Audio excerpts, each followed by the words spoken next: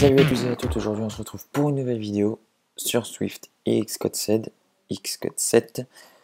et au programme la géolocalisation.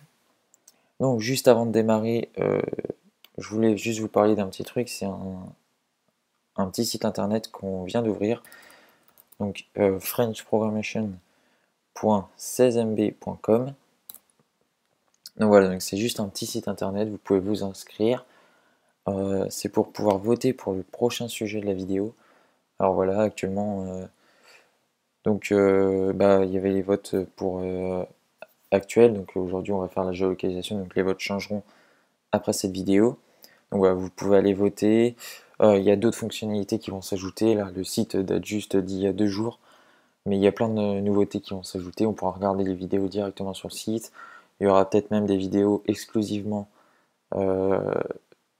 présentes sur le site. Donc voilà, allez vous inscrire, on va créer une newsletter, c'est tout, enfin, on va améliorer tout ça, et on va développer tout ça. Voilà, donc c'était juste la petite aparté, vous pouvez aller voter pour choisir votre prochaine vidéo, pour avoir un sujet qui vous intéresse, et vous améliorer dans les domaines que vous voulez. Bon, donc c'est bon, maintenant on démarre. Alors, donc on a dit la géolocalisation, donc on crée un nouveau projet, single view application. Moi je l'appelle géologue, je la mets dans mon bureau, je remplace. Alors, direction le view controller. Et donc, on va commencer par importer la bibliothèque qui va nous permettre d'utiliser la géolocalisation. Donc, on fait un petit import et la bibliothèque s'appelle core location. Alors, location avec un L majuscule. Ensuite, on ajoute ici un petit CL location manager delegate et on démarre. Donc, on va commencer par créer la variable qui va stocker donc la localisation, donc ça sera une constante et on va l'appeler location manager et on va lui affecter CL location manager et on initialise. Ensuite, dans notre viewDidOnload, donc qu'est-ce qui va se passer? Alors, c'est assez simple, on va commencer par un petit self.locationManager.delegate equals self. Donc, on initialise le tout, et ensuite, on va préciser la précision que l'on souhaite en fait. Et donc, pour ça, on utilise des égale KCL location, et nous on va prendre, vous voyez, vous pouvez avoir en kilomètres, c'est tout, etc. Et donc nous on va prendre best. Ensuite self.location manager, et donc là on va demander l'autorisation à l'utilisateur de nous donner la localisation. Ensuite on va faire un petit donc on va tout simplement démarrer la récupération en fait, donc start updating location, voilà. Donc en gros on démarre le scan de la localisation en fait, et donc ça sera tout pour notre viewDidLoad. Donc ensuite on va créer une petite fonction qui va récupérer donc les coordonnées donc de la localisation, et donc avec un petit func location manager. Alors on va prendre did update location, celui-ci, voilà. Did update location, et on va commencer par déclarer, enfin par affecter une valeur à notre géocodeur. Donc on initialise et donc on récupère la valeur hop, reverse geocode location manager, et donc là on met notre manager.location, le petit point d'exclamation, et ici on va tout simplement en fait mettre un void. Hop. Et donc notre void va partir d'un place marks virgule error pour la gestion des erreurs, donc error, et donc notre void in, donc ici notre code. Donc si on n'a pas d'erreur, donc c'est à dire que if error différent de nil,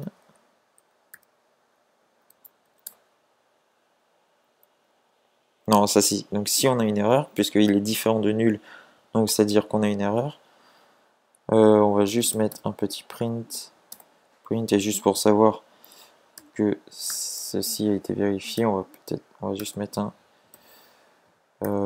error, voilà, on va juste afficher error.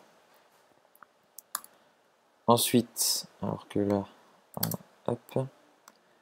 Ensuite, qu'est-ce qu'on fait? Alors là, on va vérifier que placemark contient bien nos données de localisation. Donc, if let pm égale donc le placemark, si c'est ça, placemarks point first. Hop, alors que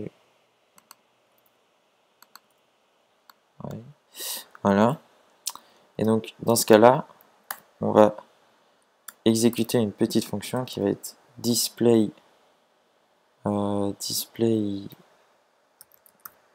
location, donc on va aller créer après, donc location info, et qui va en fait tout simplement avoir pour but de nous afficher la localisation. Donc juste avant d'aller déclarer cette fonction, on va juste mettre un petit else et juste un petit print, donc si jamais il se passe une erreur, donc en gros si si placemark n'a pas de données, on va juste mettre un erreur de point error data. Ensuite, donc on va aller déclarer tout simplement notre display location info. Donc pour ça, on fait juste un petit func display location info. Tac. Et donc en paramètre, on va ajouter un placemark de type cl placemark. Et donc on va stopper l'update, puisque en fait là, en gros le cl placemark qui contiendra déjà tous les données de localisation, donc c'est à dire que ça sert à rien de continuer l'update, enfin ça fera juste tourner pour rien vu qu'on les a déjà récupérés. Donc location manager.stop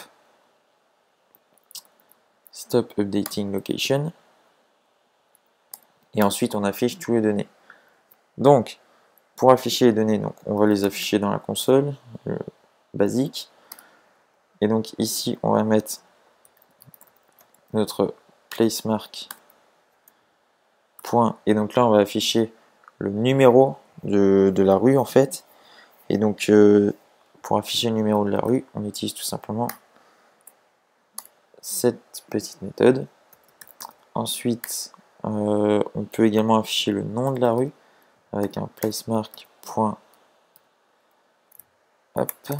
Bon, je vous évite mon accent d'anglais parce que c'est pas très joli à entendre. Et on va ensuite afficher la ville, donc avec un petit, non, c'était pas ça, c'est celui-ci, voilà, locality. Ensuite print placemark point, je vais vous montrer également comment afficher le code postal, donc postal code.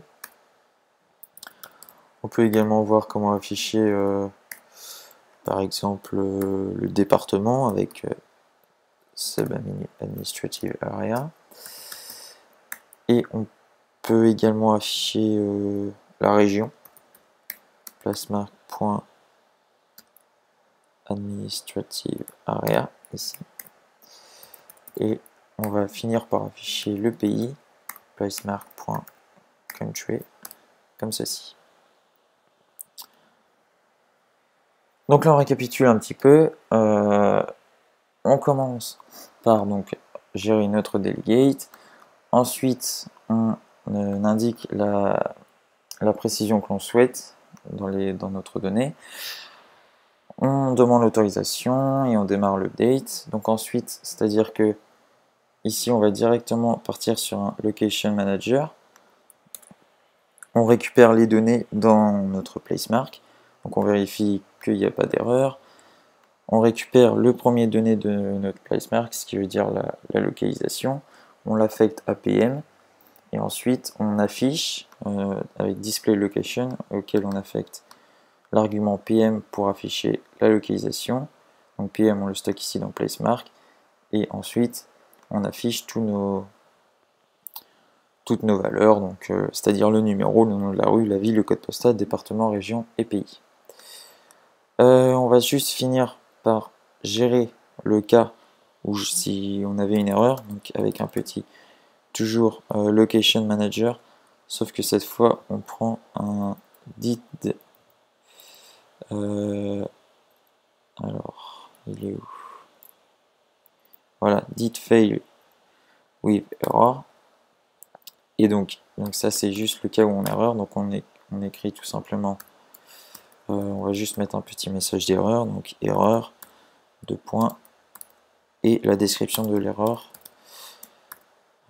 point, hop, local, voilà.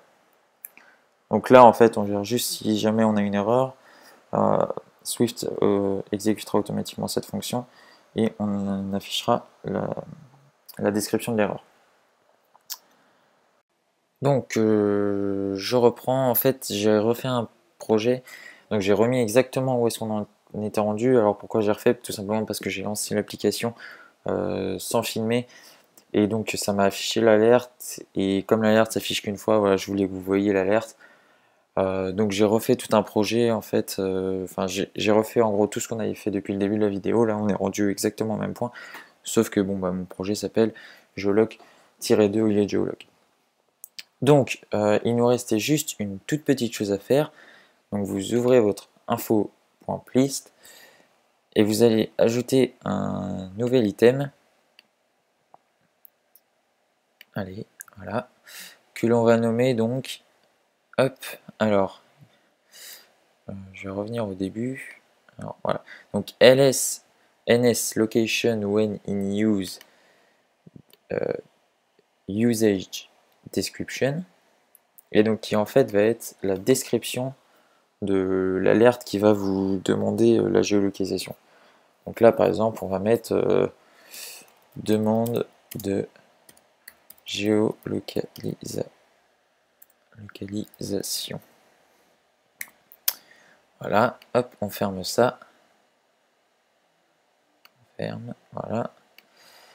Et on lance donc notre application.